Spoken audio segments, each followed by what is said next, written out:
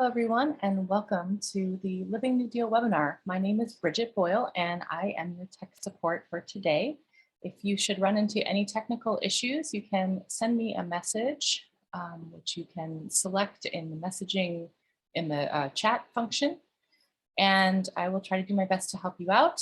We will be using the Q&A function for this webinar, so if you have a question for the panelists to answer, you can use the Q&A function, which is at the bottom of your screen. You're also welcome to use the chat for introducing yourselves or anything, but any questions, we would love it if you could use the Q&A. So thank you for that. And I believe that's all from me. So I'm going to welcome Susan Ives from onto the webinar. Here we go. Welcome, everyone. Welcome, everyone, to the Living New Deal's webinar series, The Art of the New Deal.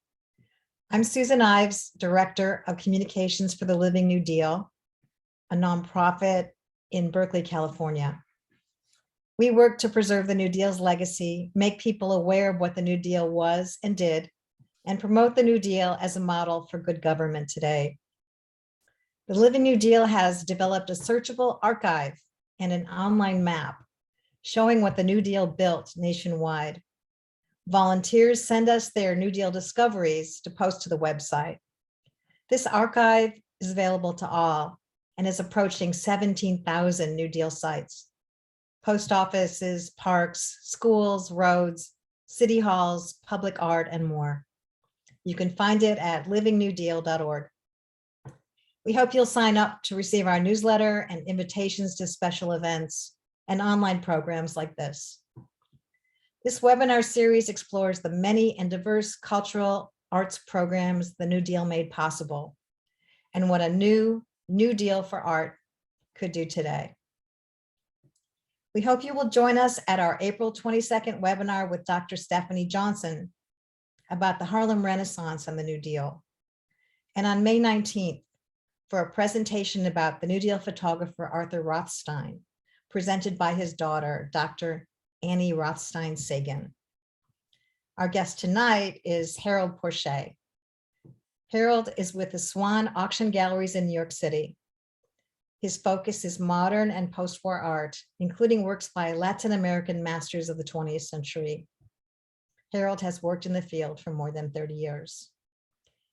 He will be discussing Los Tres Grandes, Diego Rivera, David Alfaro Siqueiros, and Jose Clemente Orozco, three post-revolution Mexican painters whose influence can be seen in the works of a number of artists who worked for the WPA's Federal Art Project. You can join in the conversation, say hi in the chat, but write questions into the Q&A at the bottom of the screen.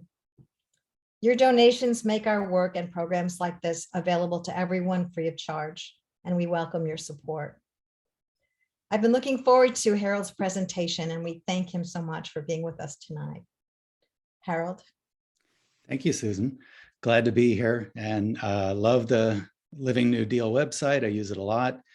We do a WPA auction at Swann, and it's a great resource. I find so much important information there.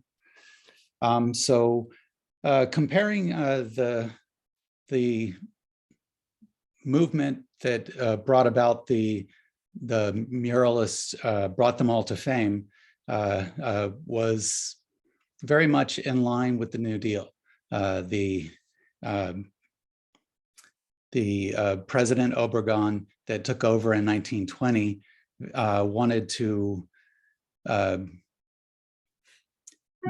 bring the arts and to get people to recognize the culture of the country. So in the United States, with the stock market crashing in 29 and people having hardship, Roosevelt comes in and does similar programs. So I'll roll right into the images. We'll put up the first image. And so here we have Porfirio Diaz. In 1910, the revolution begins. There's lots of skirmishes and raids, and then it breaks into all-out war. Porfirio Diaz had served 7 terms. He was president for 31 years. By 1911, so a year after the revolution starts, he is ousted and goes into exile. Go on to image number 2, please. So this is Pancho Villa. We all know him. He's very famous. And Pancho Villa was in charge of the Northern Army, and he was instrumental in ousting Diaz. The next image, please. And Emiliano Zapata, who is in the South. They both became generals in the revolution. And as the presidency changed when Diaz was ousted, things still weren't stable. So there was a lot of instability over the next 10 years. If we move on to image 4, please. In 1917, a constitution was accepted. It was voted on by Congress and accepted. And this constitution was really groundbreaking. It restricted the powers of the Catholic Church. It gave free and mandatory and secular education. It instituted land reform. At that point, they were still clinging to the ways of colonial Mexico. So indigenous people had very few rights and couldn't own land. And so land reform was Zapata's main issue. He very much wanted land reform to happen. In this constitution, that is Article 27. Also, the Constitution empowered the labor sector. People were exploited far worse than in the United States before the unions were brought about. Next slide.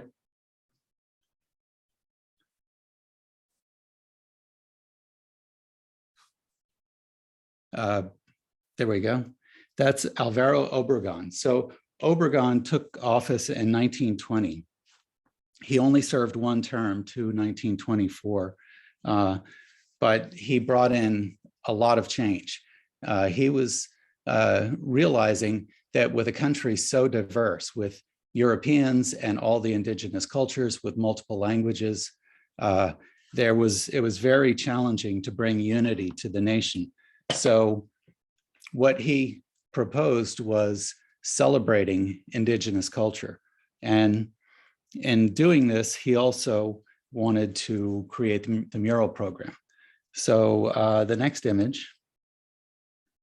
This is Jose Vasquez, Vasconcelos, and he was Minister of Education under Obregon. His duties were to build schools for the new education policies, but he also was having muralists go around and decorate the country using images that showed the history of Mexico and the indigenous people and the revolution and the struggles. And a lot of the artists at the time were very interested in communist ideas. So that found its way into the murals as well. Next image.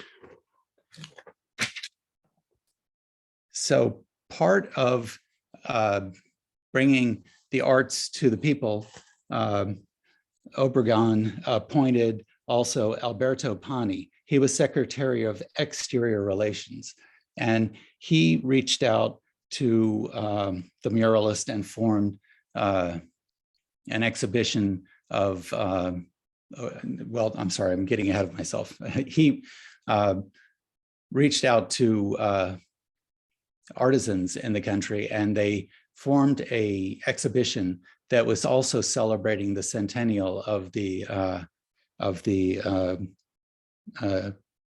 country's freedom from Spain. It was 100 years since they were freed from Spain. So this exhibition was organized and had multiple objects of crafts of all kinds, pottery and weavings and masks and wonderful objects. It also traveled on to Los Angeles. The The exhibition was also, next slide, please. Headed up by Gerardo Mario. He was an artist and a writer, but he was known as Dr. Alt. He chose the name Dr. Alt as his working name. Alt is a Nahuatl name, which was the Aztec language, and it means water. So he created the catalog that accompanied the exhibition. It was first printed in 1922. Later, it was reprinted with more plates added. Both the original one, which was a very small printing, and the printing later are very hard to find. They're very rare books. If you go on to the next image, this is the frontispiece for the book. And the next image. These are black and white plates from the later version that was produced. This is a weaving. The next image, please. These are ceramics that were made, and these would be contemporary artists at that time in 1922. Next image. Here's a vessel with beautiful hand painting. And next image. This is Frida Kahlo, and she was very interested in indigenous culture in Mexico and the objects made from all the different regions, and she was a collector of those things. She's in garb here from the Tehuantepec culture, which is a region in Oaxaca. This is the clothes that women would wear. It was a matriarchal society, and it really appealed to her with her feminist ideas and her ideas of equality. She also wore these clothings a lot. It is said because she wanted to hide her damaged leg. She was in a bus accident when she was 18 years old, so she was in bed for a long time. She was in chronic pain the rest of her life, and she had a malformed leg from the accident and walked with a limp. So she liked to wear long dresses to hide her leg and hide her limp. Next image.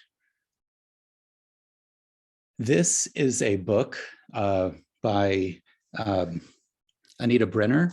Anita Brenner was born in Mexico, and as a child in 1916, her family fled the country and went to America. She was never happy in America. She was Jewish, and in the United States, she felt she was not accepted by Jewish circles because she was Mexican, and she was not accepted in a lot of areas with education and with things she wanted to be involved in because of being Jewish. So these challenges made her feel very out of place in America. She very much preferred Mexico. So in 1923, when Obregon was in power and things were changing, she went back.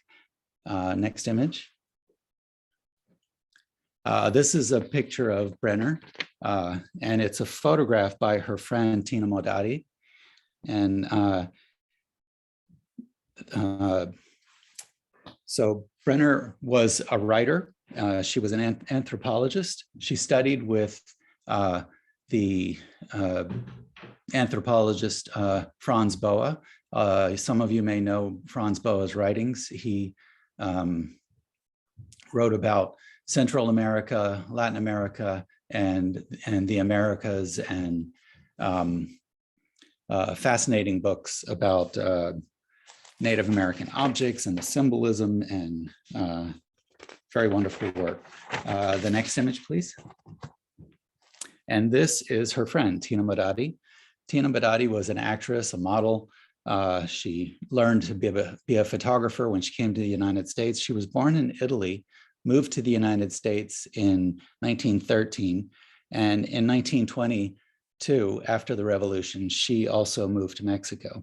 Many people were drawn to Mexico because of the the exciting things happening in the arts and the new energy brought on by the new political ideas and ideals. And so she moved to Mexico in 1922. She moved there because her husband at the time had gone there ahead of her to promote her photography and the photography of the American photographer Edward Weston. He unfortunately became ill and died when he was in Mexico. So she went there in 22 upon his death. And she returned then to the United States in 1923 and went back to Mexico with Edward Weston. Next image. These are examples of Tina Madadi's photography. She was very fascinated with Mexican culture and the Mexican people. So most of her photography is very intimate images of the Mexican people. Next image. These are two more of her works. And then next image, please.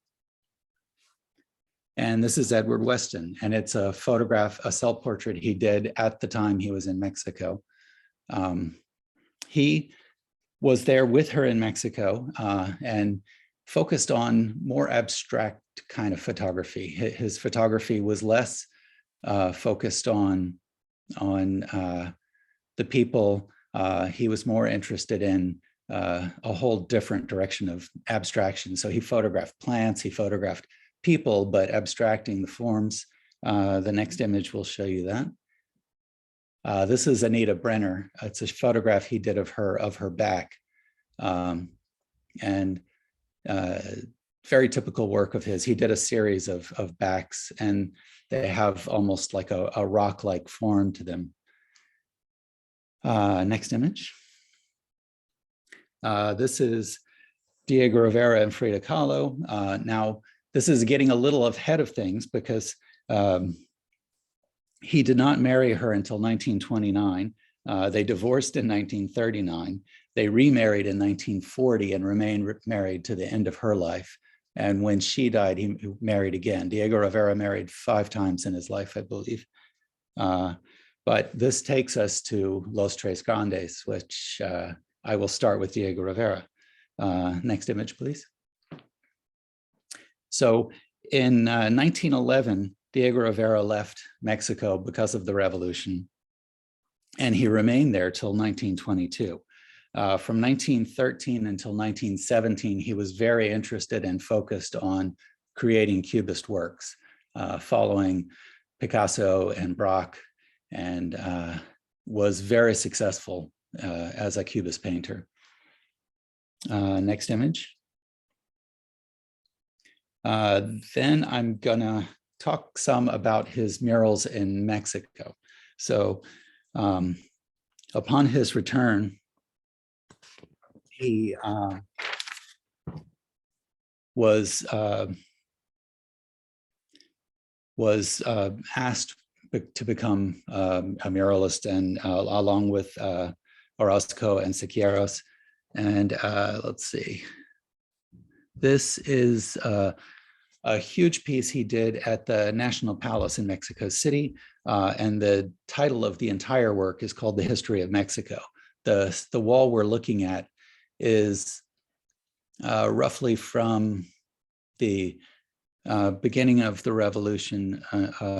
From the wars with France and the United States all the way through the revolution with Diaz and the dictatorship at the center of this wall. This was done in 1930. Next image, please. This is another mural that's part of the history of Mexico in the palace. This is, and my Nahuatl and Spanish are terrible, so I apologize. This is Tianguis of Tlatelolco, and it's depicting an Aztec marketplace. You can see Mexico City in the background when it was the Aztec Empire. Then that's Tenochtitlan. And you can see it's very different than Mexico City of today. The original city was built at the center of lakes with long causeways that went out to the edges of the lakes. This was all filled in for the most part when the Spanish came in and took over the city. Next image. This is a late work by Rivera in Mexico, and this is a waterworks facility that was built to bring water up to the city. The city is a plateau surrounded by volcanic mountains, and with the lakes not providing enough water for a much larger city, modern day Mexico needs to pump water from sea level up to the plateau. So this is one wall and a pump house that Diego Rivera did. He created these murals in 1950. The buildings in the Lerma system were started in 1942 and completed in 1951, but he worked on the murals in 1950. Next image. So these two images mirror each other of the male and the female. And next image. This is a view looking down into one of the reservoirs where the pumps pull the water in. So this mural would have been submerged in water for the time when this pump was working. It's no longer used and the murals have been restored, but originally water was flowing over the murals. Next image. This is an exterior image of the park where the pump house is and where those facilities were. Again, as I said, it's no longer functioning, it's now just a park. Next image. So on to our next star. This is David Alfaro Quieros, and he's an interesting character. Unlike his two counterparts, he put some skin in the game. At 18, he joined the Constitutional Army of Venustiano Carranza. And Carranza was the president when the Constitution was voted for by Congress and put into place. So that was the goal of Carranza and Zapata and Quieros, was to see the Constitution accepted and implemented. Next image. This, sorry, some of my images I pulled are going to be a little small. This is a publication that Quieros created graphics for, and he was very politically active and made a lot of images for them. Later on, Tina Modati, who also was very active in the Communist Party, as was Quieros, she put photography into this publication. Next image. So this is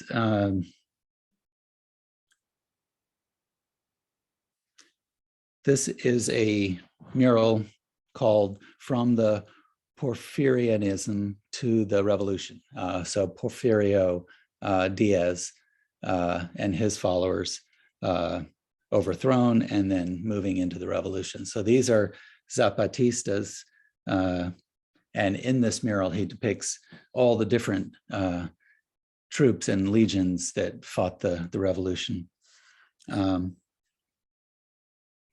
This work is done in the unique way that Quieros worked. He was very inventive of finding new materials to create his murals. And ultimately, when he comes to the United States, he wants to have things that can withstand the elements of outdoors.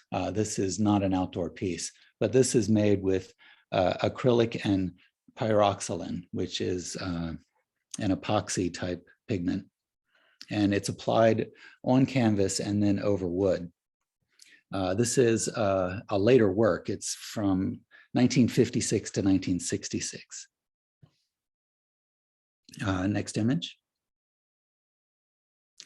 This is his piece called Nueva Democracia, and it's from 1945.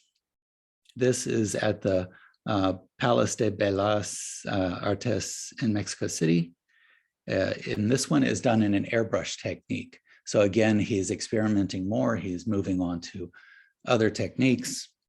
But he has such a wonderful gift for, I've heard it called trompe-l'oeil. I wouldn't call this trompe-l'oeil, but he creates the illusion of the figure coming out into the room. And some of his later murals, he even uses concrete to create three-dimensionality. Next image. This is Jose Clemente Orozco, the third of the great muralists. And Orozco was also a champion for justice and very much believed in the revolution. He was challenged as an artist. When he was 21 years old, he was creating fireworks and making gunpowder fireworks and lost his left hand. So he was an artist with one hand, amazingly. Next image. This is one of his most famous projects.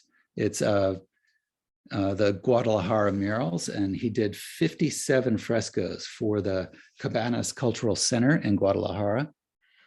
The building was built originally as an orphanage and a hospital. It's now a cultural center. And this first image is science and technology. Next image. This is another fresco from the same pieces. This is a conquistador on a horse. So this is the conquest part of the imagery.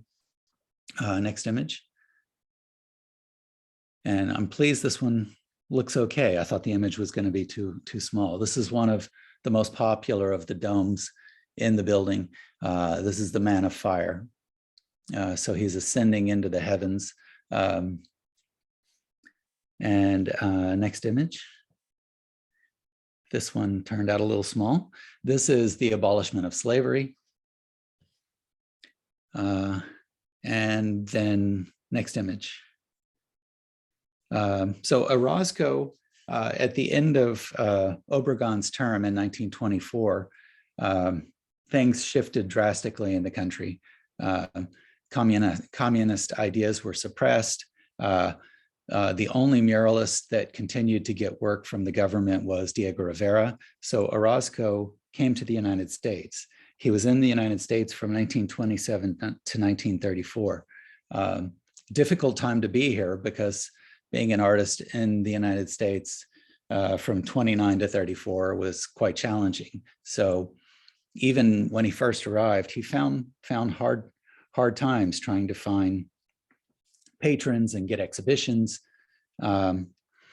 He turned to Anita Brenner, who helped him some, but that didn't pan out as much as he had hoped. So he met and worked with Alma Reed, who became his dealer. And she secured mural projects for him as well as patrons to buy his art. So Alma Reed secured this project. This is at Pomona College in Claremont, California, and the theme is Prometheus.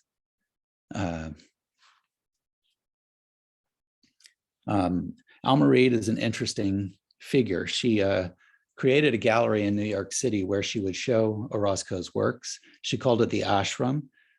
She was very fascinated with Gandhi and his pacifist ideas. And so that was part and parcel with who she was as a dealer. Next image. She continued to secure mural commissions for him. This is one wall of 24 panels that he did for Dartmouth College that he worked on from 1932 to 1934. The name of the project is The Epic of American Civilization. He explores the US and Mexican narratives with the colonial violence, manifest destiny, and Mexico's post-colonial healing. Next image. This is also at Dartmouth. This is another wall.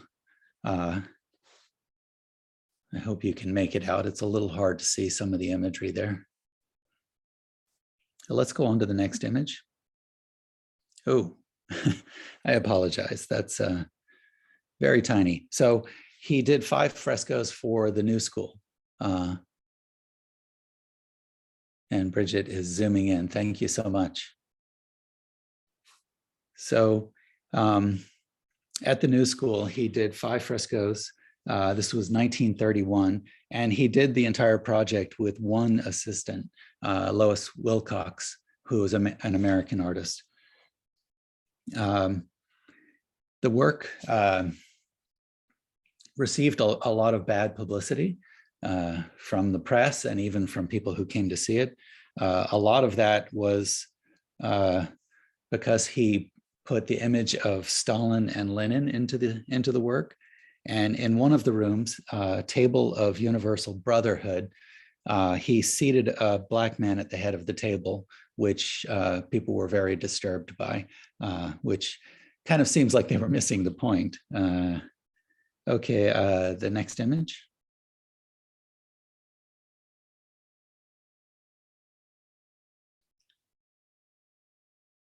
Yeah, these are all tiny. I apologize.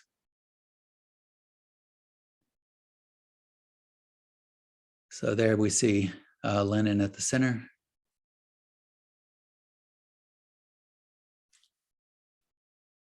Next image, please.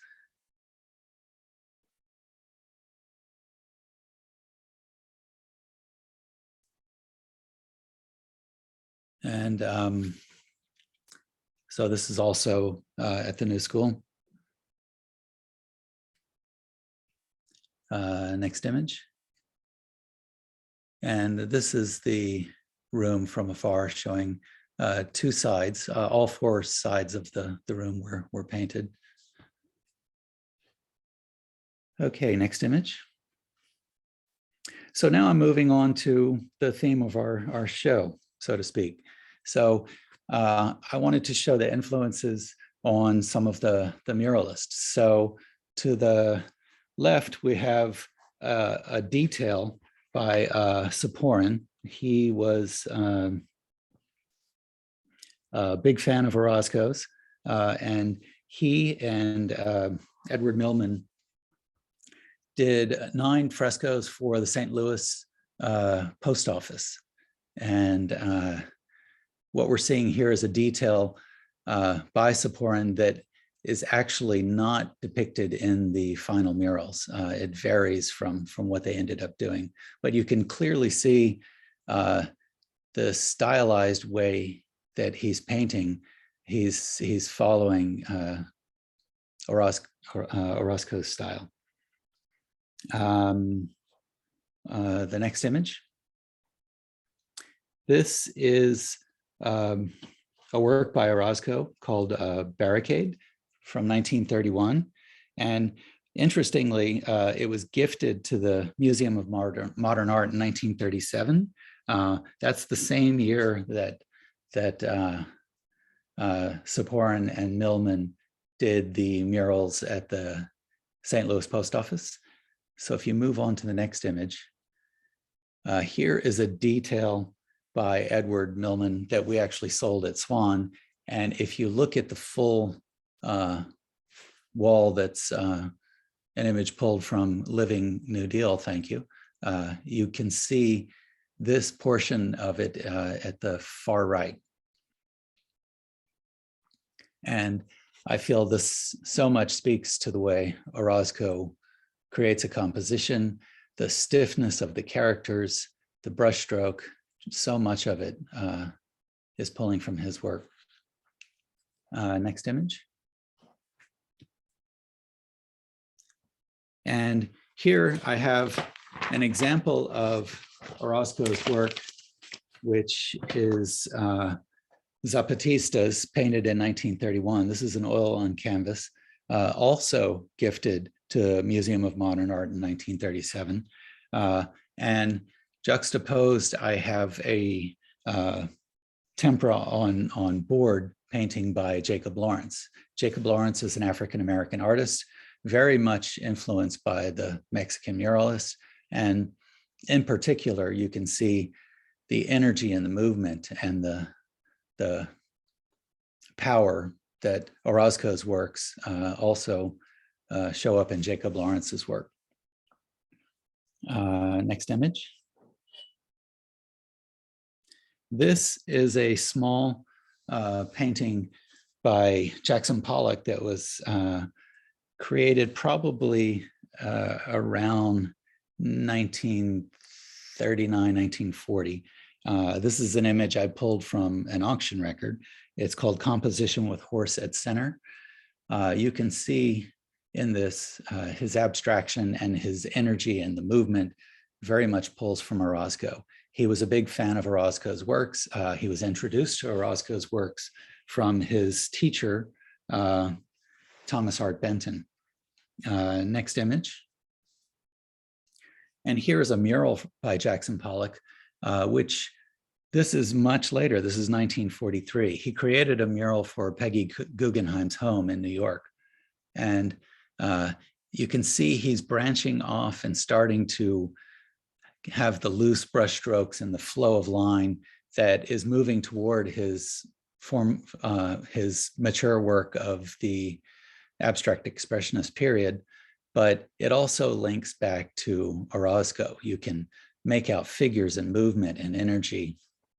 So clearly his abstractions owe homage to Orozco as well as Quieros, because with the dripping and using house paints, he's definitely experimenting along the lines of Quieros. Next image. Here I have a print by Thomas Hart Benton, and then on the left, and a print by Jackson Pollock on the right. So when Jackson Pollock was 18 years old, he moved to New York following his brother Charles and enrolled in Thomas Hart Benton's class at the Art Students League, and was working much in this format before he moved on to his abstractions. Next image. So here we have the Quieros murals in America. This is the first work he did. It's called Street Meeting. It's 24 by 19 feet. It's an exterior mural. So again, he experimented with materials that could withstand the outdoors. This was created for an art school called Chouinard School of Arts, which no longer exists, but basically morphed into Cal Arts. It had been thought destroyed, but it's been rediscovered. Next image. This is his most famous work in America. This is called America Tropical. It's 18 by 80 feet. It's on the second floor of a building that overlooks Olvera Street in Los Angeles. This had been covered up and damaged and was pretty much lost, but has been almost completely restored at this point and is on display again. Next image.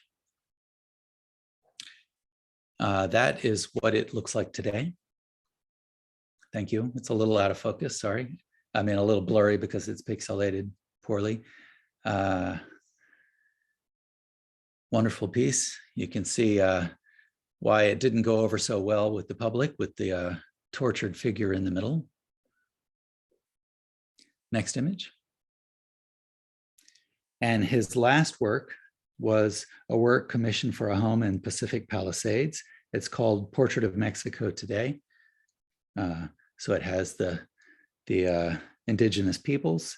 This is one wall. It's 8 by 32 feet long. So it's a little hard to photograph the whole thing in one shot. So I'm giving you sections. Next image. Here you have two sleeping figures.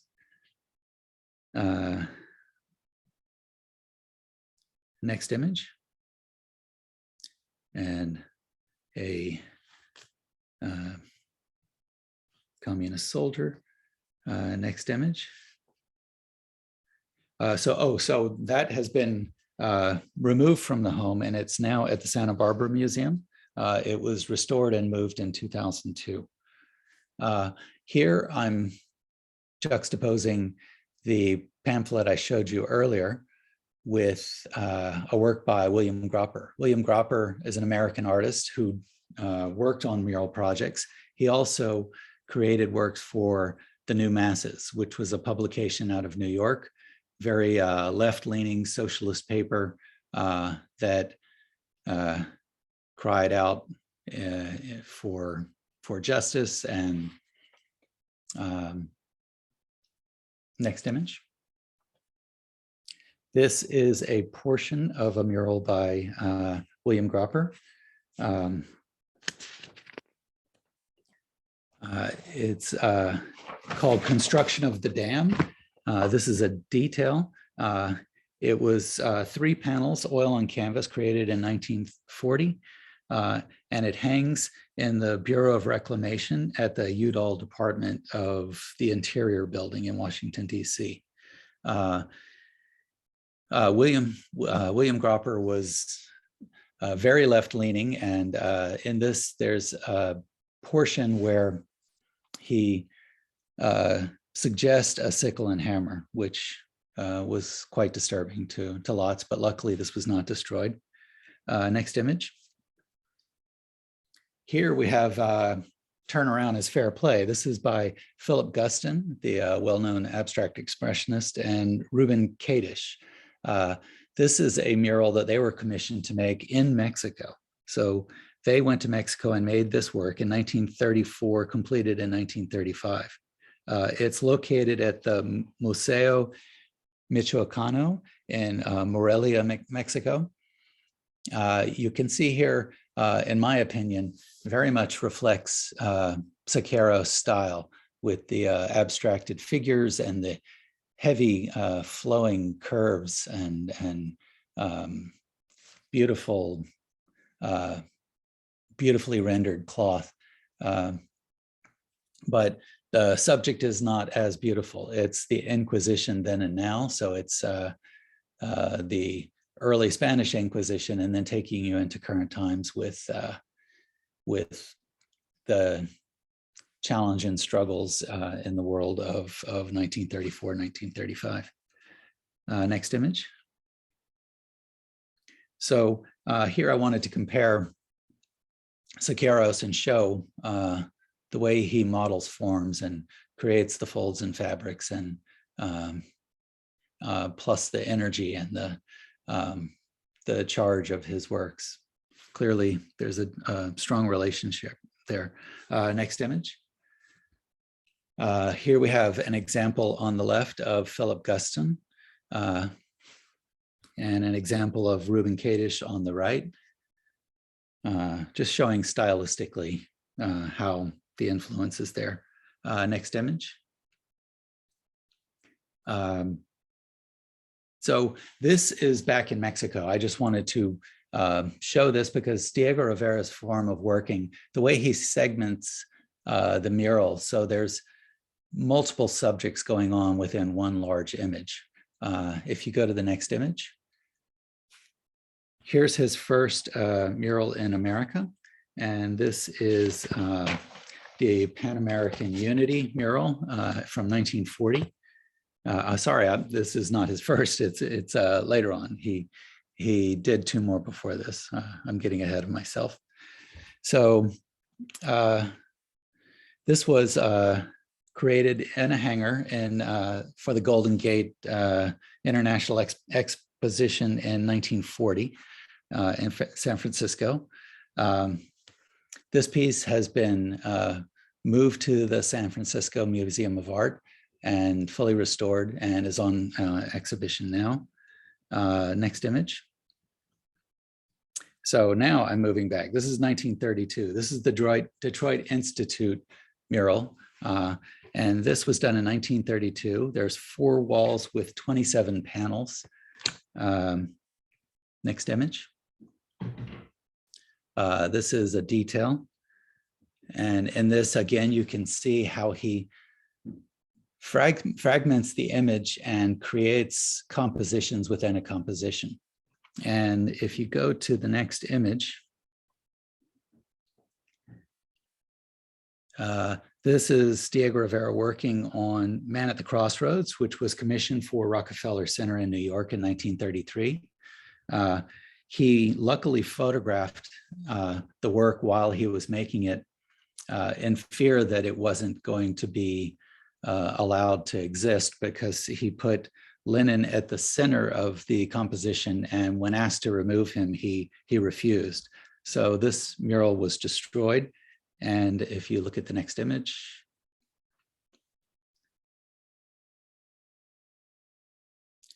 he completed the mural in Mexico City, renamed Man Controller of the Universe, and you can see Lenin to the right of center in this final composition. How are we on time? We're actually running right up against the time where we should get our Q&A started. So, okay. Yeah. So, yeah, I'll stop there. I wanted to go into the modernist section of the talk, but I will leave that for another time.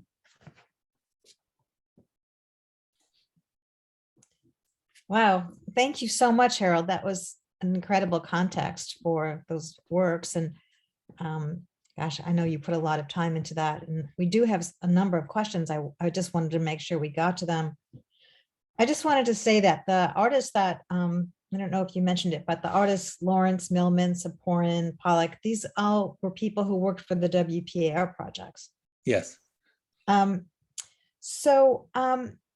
have a couple questions about the murals that you showed us today. I'm wondering how many North American murals by the Tres Grandes still exist? I believe they all still exist except for the destroyed mural at Rockefeller Center. There were a lot that were lost and not believed to still exist, but they have been discovered and either are restored or in the process of being restored.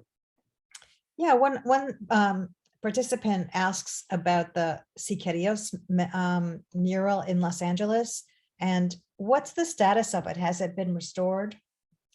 Which one? I think the one at that he did the street scene painted at the Chenard Art School. Yeah, the street meeting is still under restoration, I believe. I don't think the restoration is complete. That's my understanding. American Tropical is restored and is on display. So much of that work was so political, and I guess that just transcended the borders.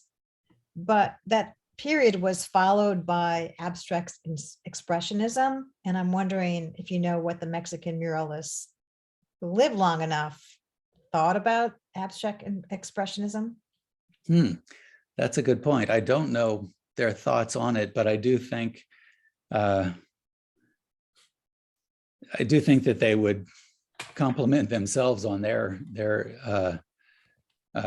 contributions, because it's so apparent that Quieros with Pollock and the experimentation, the energy and the exuberance, the area where it really shifts away is that abstract expressionism leaves behind social commentary. So that's where they might not have been as pleased with abstract expressionism because it was it carried the energy, but it didn't carry the social message, which was so important to them. Right. Were the Tres Grandes all members of the Mexican Communist Party? Orozco never joined, and he was adamant about not joining. And even though his beliefs were very aligned with the party, he did not want to be a member of the party. Do you think that the influence of the Mexican muralists on New Deal artists was artistic or political or both? Yeah, that's a good question. I think definitely both, but I think the impact of the political message was probably the greater. Seeing the injustices in the United States after the crash of the stock market that were being remedied, I think that was very much a mission of the artists, was to use their brushes as voices to cry out for justice and equality. And luckily, at that time, it was a very progressive time in American history. Unfortunately, as you well know from the work you guys do at the Living New Deal, when the war effort broke out, all eyes were shifted away from the New Deal. And as the country started moving out of the depths of the stock market crash at the end of the war, there was really no looking back to keep these projects going or even to document them. So you guys have done a great job doing that. I was curious about what age were these Tres Grandes during the 30s when they were having this huge impact? That's well, the 30s would be the late part, because as the New Deal is the 30s, but they're doing all of this in the 20s, and then come to the United States in the next decade. So I believe Quieros is the youngest of the three. And as I said, he was 18 when he joined the Constitutional Army.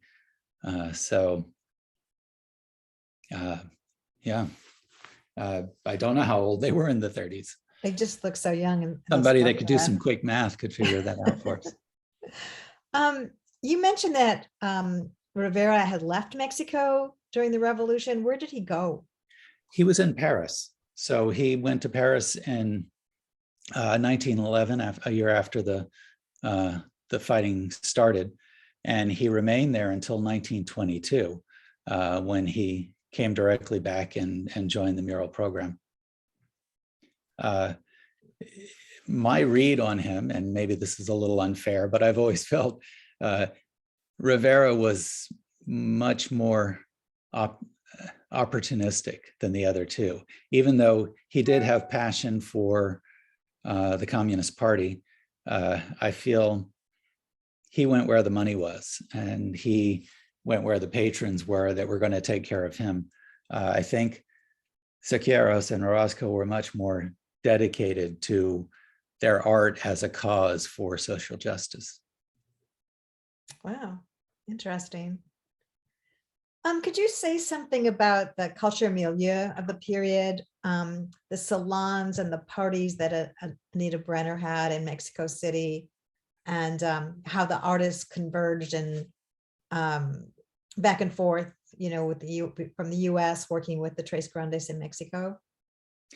I don't know much about the party scene that was going on in Mexico City. If anybody does have a good answer to that and wants to put it in the Q&A, I'd love to hear it.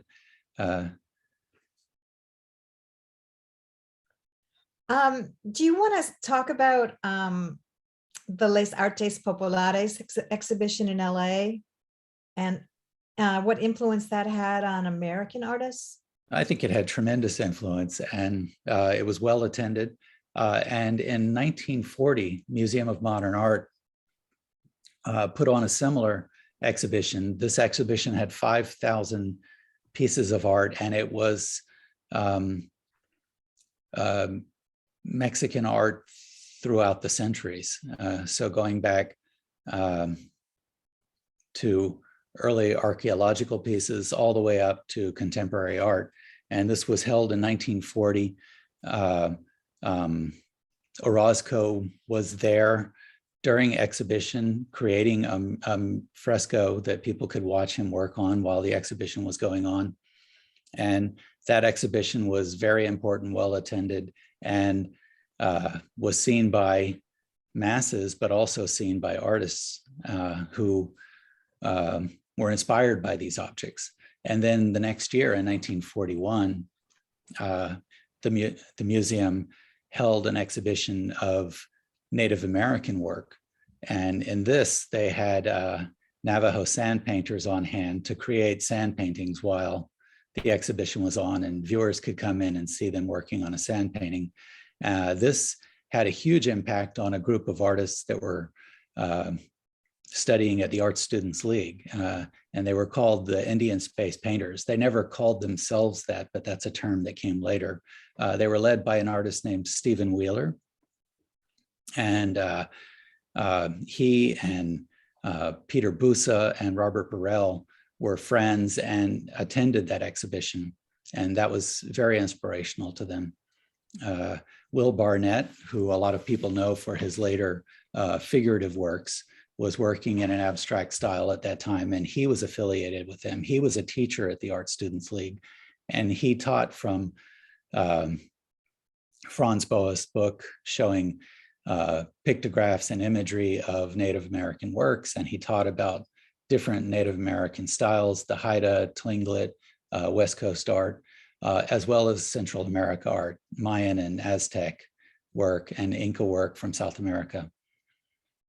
So all of that work found its way into American work. In America, modernism was not largely accepted. So a lot of these artists were trying to find something that made modernism American. And they looked to Central and South America, as well as Native American work for inspiration. Adolf Gottlieb, who became an abstract expressionist, early on did works that he called pictographs, which had symbolism from Native American work. And he was very fascinated also with Oceanic and African objects, which he collected and donated to the Brooklyn Museum. I think we have time for one more quick question.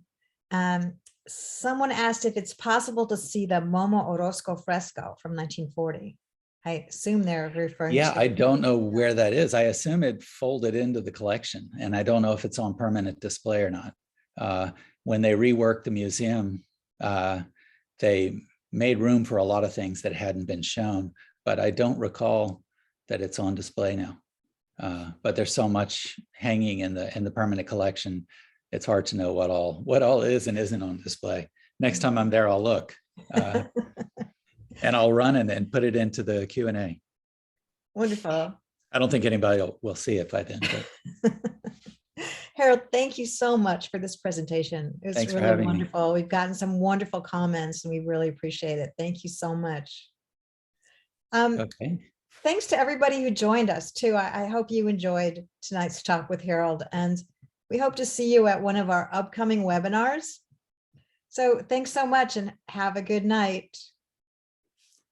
Thank you. Thank you.